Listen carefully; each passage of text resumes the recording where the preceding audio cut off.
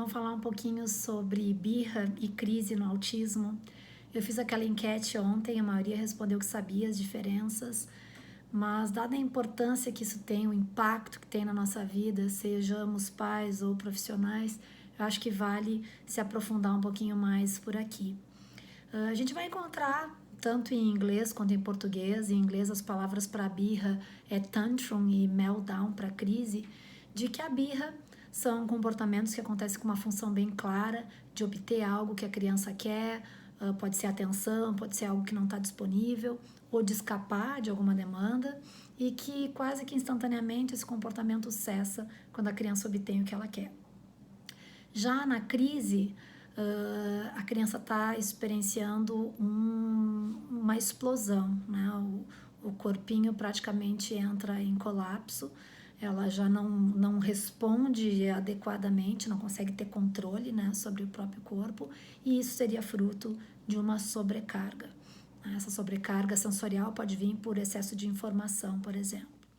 E isso não está errado, né? Eu só acho que merece a gente olhar com um pouquinho mais de atenção para essas duas situações, porque nós estamos falando de respostas, né, de comportamentos que muitas vezes são parecidos, mas que têm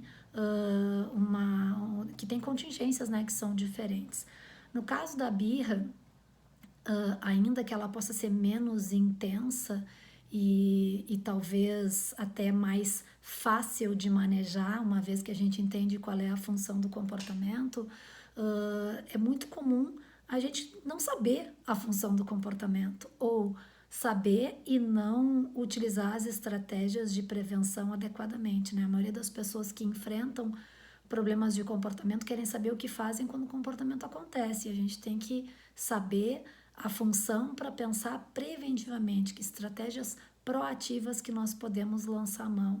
E eu vou dizer uma coisa para vocês, é bem difícil comportamentos que estão enraizados ali, que foram sendo reforçados, ou seja, tiveram consequências favoráveis por muito tempo e que virou a moeda de troca da criança. E manejar numa criança pequenininha é certamente mais fácil do que manejar num adolescente.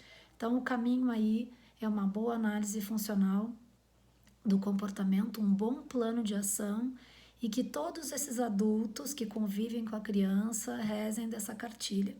Eu vejo planos lindos, né, sendo escritos, mas eu vejo muito pouco foco nessa coisa de colocar todo mundo na mesma página, porque se a gente não fizer isso, vai ser muito difícil de colocar esse comportamento em extinção.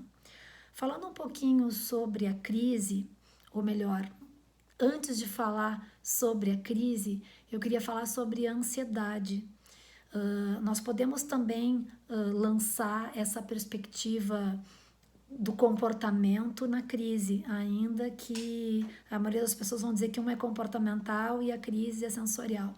Mas entendendo que comportamentos têm função, no caso da crise e entendendo que isso é fruto de sobrecarga, a criança também está tentando obter algo, ela pode estar tentando obter alívio. E a forma que ela encontra de obter alívio muitas vezes é se jogando no chão. Ou ela pode estar tentando escapar de algum estímulo sensorial muito aversivo ou de uma sobrecarga, né, que está acontecendo. Então, falando sobre ansiedade. A ansiedade, o basal de ansiedade nas crianças, adolescentes com autismo, eles costumam ser mais elevados, né? Então, numa escala de 1 a 10, onde as pessoas que não têm transtorno de ansiedade navegam ali entre o 2, o 3, porque um pouquinho de ansiedade, né, é natural, uma criança com autismo está num nível lá 5, 6. Então é muito mais rápido ela atingir um nível de explosão no 10. Por que eu quero falar de ansiedade? Né? Quando a gente experimenta essa emoção muito similar a medo, a gente fica mais num modo defensivo. Então, pessoas com ansiedade, crianças com autismo, elas enxergam muitas vezes ameaças em contextos que não são naturalmente ameaçadores. E essa imersão constante nesse modo faz também com que esse organismo libere substâncias químicas que aguçam os sentidos, aumentam a própria adrenalina circulante e, acionando o sistema límbico, as reações que a gente vai ter é de fuga ou luta, que é a crise que a gente está vendo. Então, por que eu estou fazendo todo esse recorte aí, né? Falando de ansiedade, de cérebro defensivo e de cérebro reativo? Porque ainda que a criança esteja querendo obter ou escapar de algo, todo esse contexto é diferente e a gente tem que enxergar que contextos são esses, que gatilhos que podem fazer com que essa criança entre no modo de sobrecarga. Vamos pegar o exemplo da escola, né? A escola pode ser um ambiente muito tranquilo para muitas crianças, mas a gente não pode negar que é um ambiente com muitos estímulos. Crianças com autismo, por todas as características sociocognitivas, sensoriais e de comunicação, elas podem entrar muito facilmente em sobrecarga, até pelo processamento disso, que ocorre de uma maneira às vezes mais lenta. Então ela não vai dando conta, ela vai experimentando frustração, ela tá ali bombardeada num ambiente com vozes, daí vai pro recreio, né? Barulho, cheiro e tal, volta do recreio, apocalipse, né? Então é muito comum as crises na escola acontecerem justamente nesse período pós-recreio. Então, assim, quando a gente está vendo uma criança que está experimentando essas crises por sobrecarga, a gente tem que saber algumas coisas. Primeira delas, quais são esses gatilhos que levam a isso, né? Ou pelo menos, quais são os sinais que ela demonstra que ela pode estar entrando em sobrecarga. No caso do meu filho, ele fica com a mão gelada, fica gelada. Eu toco no peito dele, eu vejo o coraçãozinho aqui acelerado. Ele pede normalmente para ir embora e ele treme, né? Então eu vejo todo um quadro fisiológico e ele ainda sabe pedir para sair. Uma outra coisa que é muito importante é manter a calma na hora de manejar, porque 2 explodindo não vai dar certo, né? Então eu preciso manter a calma e eu tenho que olhar para essa crise como em 3 estágios.